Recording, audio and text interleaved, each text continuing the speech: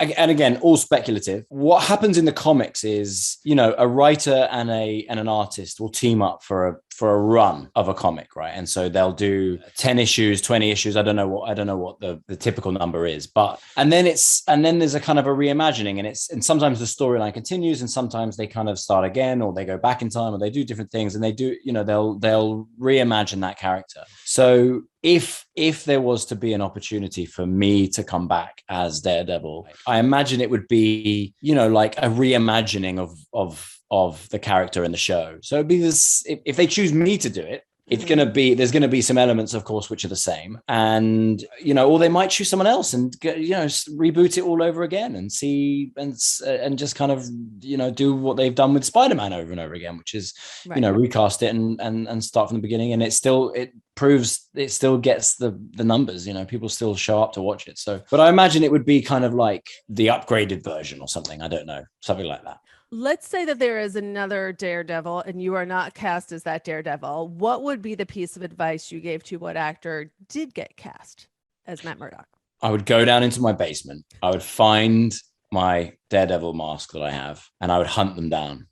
I would make them fight me for it. I wouldn't give them any advice. I'd want them to discover it for themselves in the same way that I got that opportunity to do. And I hope that inhabiting that character gives them as much as it gave me in terms of, and I mean, I don't mean in terms of my career or anything. I mean, just there's some byproducts that came from playing that character, which have become incredibly important to me. My association with the American Foundation for the Blind and the visually impaired community, and, being given the opportunity to play someone who has a disability, I found all of that a huge responsibility, and I took it very, very, very seriously. And the benefits of that have been monumental. So, the rewards are great, but sometimes it can sound a bit trite and silly to say this about a superhero, but I feel it's really important. But, also, we must also be grateful, because if nothing ever happens going forward, we've got three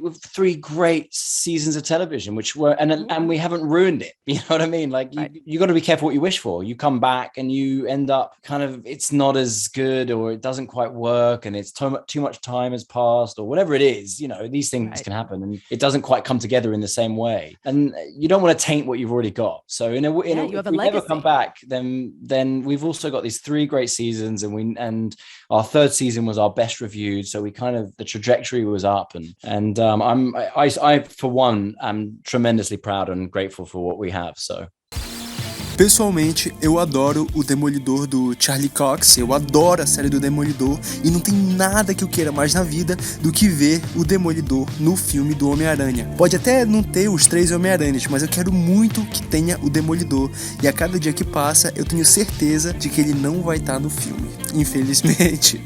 Então é isso, pessoal, o vídeo foi esse. Se você gostou, se você gosta de conteúdo legendado e traduzido, por favor, se inscreva no canal. Eu agradeço demais a visualização de vocês, e até a próxima.